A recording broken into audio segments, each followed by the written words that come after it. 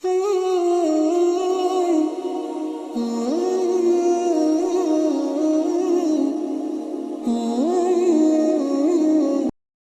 اللہ الرحمن الرحیم۔ سورہ انعام، سورت نمبر 6۔ شروع کرتا ہوں اللہ کے نام سے جو کہ نہایت مہربان بڑا رحم والا ہے۔ وَكَذَّبَ بِهِ قَوْمُكَ وَهُوَ الْحَقُّ قُلْ لَسْتُ عَلَيْكُمْ بِوَكِيلٍ۔ اور آپ کی قوم اس کی تکذیب کرتی ہے حالانکہ وہ یقینی ہے، آپ کہہ دیجئے کہ میں تم پر تعینات نہیں کیا گیا ہوں، یعنی یہ میری ذمہ داری نہیں ہے کہ تمہارا ہر مطالبہ پورا کروں۔ اللہ تعالیٰ کی طرف سے ہر کام کا ایک وقت مقرر ہے جس میں تم لوگوں کو عذاب دینا بھی داخل ہے، اور جب وہ وقت آئے گا تو تمہیں خود پتہ لگ جائے گا۔ لِكُلِّ نَبَإٍ مُسْتَقَرٌّ وَسَوْفَ تَعْلَمُونَ۔ ہر خبر کے وقوع کا ایک وقت ہے اور جلد ہی تم کو معلوم ہو جائے گا۔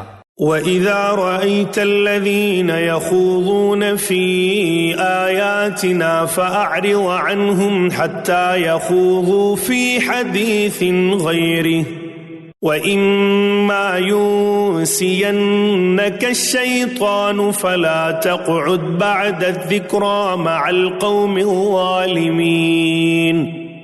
اور جب آپ ان لوگوں کو دیکھیں جو ہماری آیات میں عیب جوئی کر رہے ہیں تو ان لوگوں سے کنارہ کش ہو جائیں یہاں تک کہ وہ کسی اور بات میں لگ جائیں، اور اگر آپ کو شیطان بھلا دے تو یاد آنے کے بعد پھر ایسے ظالم لوگوں کے ساتھ مت بیٹھیں۔ وما على الذين يتقون من حسابهم من شيء ولكن ذكرى لعلهم يتقون۔ اور جو لوگ پرہیزگار ہیں ان پر ان کی باز پرس کا کوئی اثر نہ پہنچے گا، اور لیکن ان کے ذمے نصیحت کر دینا ہے، شاید وہ بھی تقوی اختیار کریں۔ وَذَرِ الَّذِينَ اتَّخَذُوا دِينَهُمْ لَعِبًا وَلَهْوًا وَغَرَّتْهُمُ الْحَيَاةُ الدُّنْيَا وَذَكِّرْ بِهِ أَن تُبْسَلَ نَفْسٌ بِمَا كَسَبَتْ لَيْسَ لَهَا مِن دُونِ اللَّهِ وَلِيٌّ وَلَا شَفِيعٌ وَإِن تَعْدِلْ كُلَّ عَدْلٍ لَا يُؤْخَذْ مِنْهَا أُولَئِكَ الَّذِينَ أُبْسِلُوا بِمَا كَسَبُوا لَهُمْ شَرَابٌ مِّنْ حَمِيمٍ وَعَذَابٌ أَلِيمٌ بِمَا كَانُوا يَكْفُرُونَ۔ اور ایسے لوگوں سے بالکل کنارہ کش رہیں جنہوں نے اپنے دین کو کھیل تماشا بنا رکھا ہے اور دنیاوی زندگی نے انہیں دھوکے میں ڈال رکھا ہے، اور اس قرآن کے ذریعے سے نصیحت بھی کرتے رہیں تاکہ کوئی شخص اپنے کردار کے سبب اس طرح نہ پھنس جائے کہ کوئی غیر اللہ اس کا نہ مددگار ہو اور نہ سفارشی، اور یہ کیفیت ہو کہ اگر دنیا بھر کا معاوضہ بھی دے ڈالے تب بھی اس سے نہ لیا جائے۔ ایسے ہی ہیں کہ اپنے کردار کے سبب پھنس گئے، ان کے لیے نہایت تیز گرم پانی پینے کے لیے ہوگا اور دردناک سزا ہوگی اپنے کفر کے سبب۔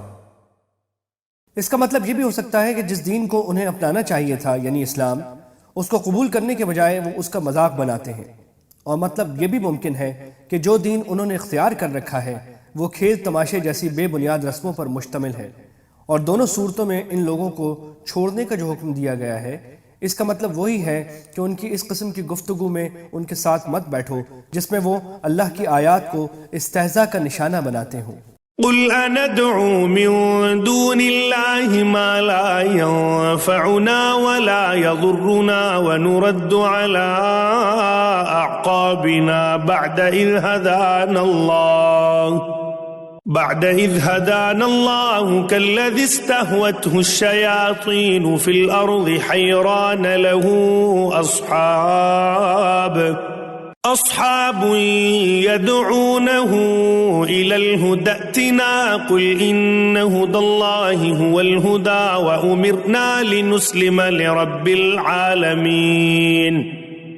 آپ کہہ دیجئے کہ کیا ہم اللہ تعالیٰ کے سوائے ایسی چیز کو پکاریں کہ نہ وہ ہم کو نفع پہنچائے اور نہ ہم کو نقصان پہنچائے، اور کیا ہم الٹے پھر جائیں اس کے بعد کہ ہم کو اللہ تعالیٰ نے ہدایت کر دی ہے، جیسے کوئی شخص ہو کہ اس کو شیطانوں نے کہیں جنگل میں بے راہ کر دیا ہو اور وہ بھٹکتا پھرتا ہو، اس کے کچھ ساتھی بھی ہوں کہ وہ اس کو ٹھیک راستے کی طرف بلا رہے ہوں کہ ہمارے پاس آ۔ آپ کہہ دیجئے کہ یقینی بات ہے کہ راہ راست وہ خاص اللہ ہی کی راہ ہے، اور ہم کو یہ حکم ہوا ہے کہ ہم پروردگار عالم کے پورے مطیع ہو جائیں۔ وَأَنْ أَقِيمُوا الصَّلَاةَ وَاتَّقُوهُ وَهُوَ الَّذِي إِلَيْهِ تُحْشَرُونَ، اور یہ کہ نماز کی پابندی کرو اور اس سے ڈرو، اور وہی ہے جس کے پاس تم سب جمع کیے جاؤ گے۔ وَهُوَ الَّذِي خَلَقَ السَّمَاوَاتِ وَالْأَرْضَ بِالْحَقِّ وَيَوْمَ يَقُولُ كُن فَيَكُونُ قَوْلُهُ الْحَقَّ وَلَهُ الْمُلْكُ يَوْمَ يُنفَخُ فِي الصُّورِ عَالِمُ الْغَيْبِ وَالشَّهَادَةِ وَهُوَ الْحَكِيمُ الْخَبِيرُ۔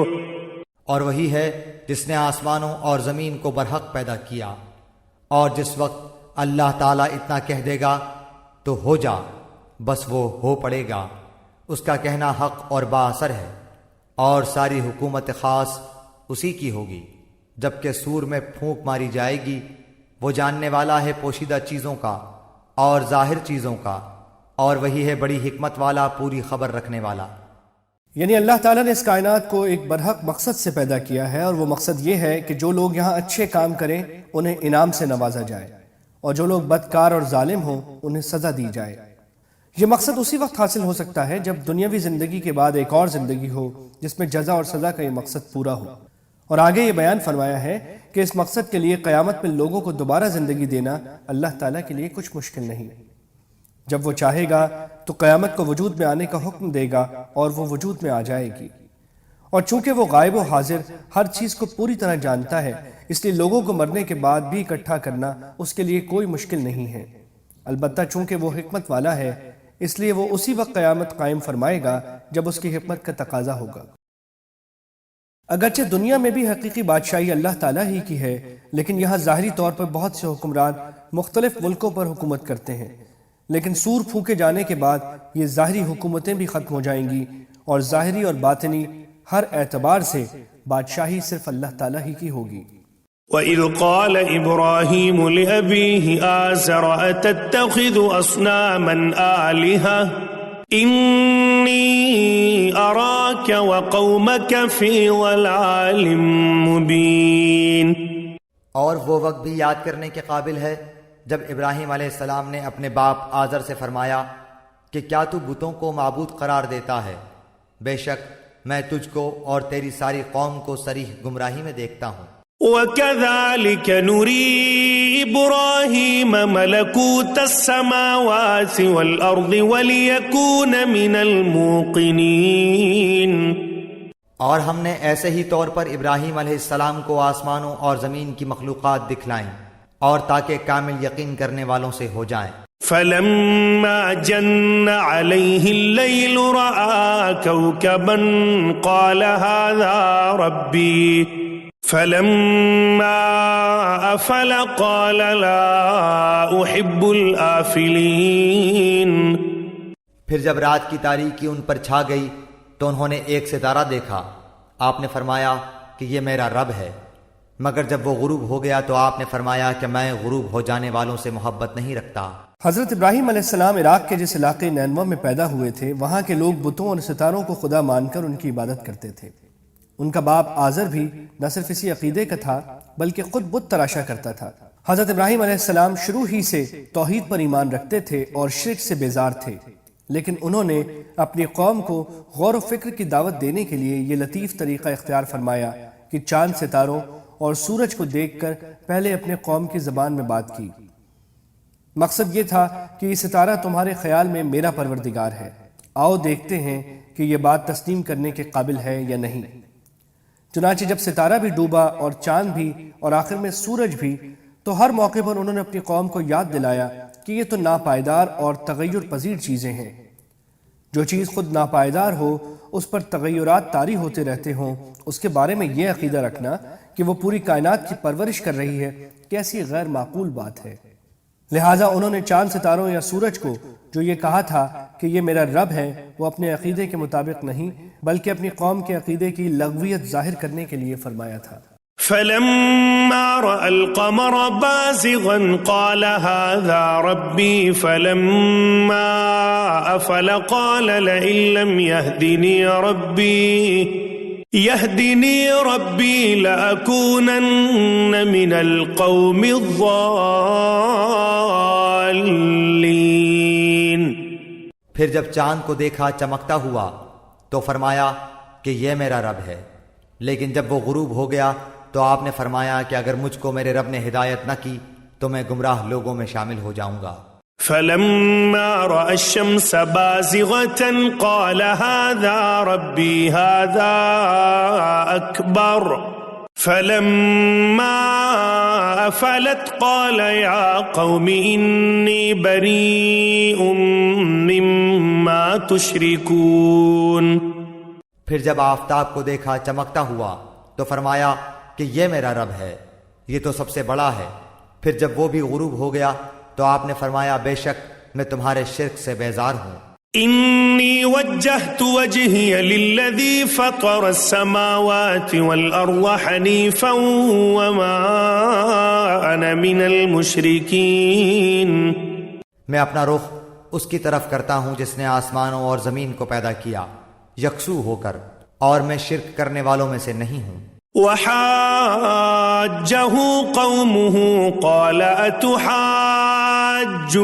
أتحاجوني في الله وقد هدان ولا أخاف ما تشركون به إلا أن يشاء ربي شيئا وسع ربي كل شيء علما افلا تتذكرون۔ اور ان سے ان کی قوم نے حجت کرنا شروع کیا۔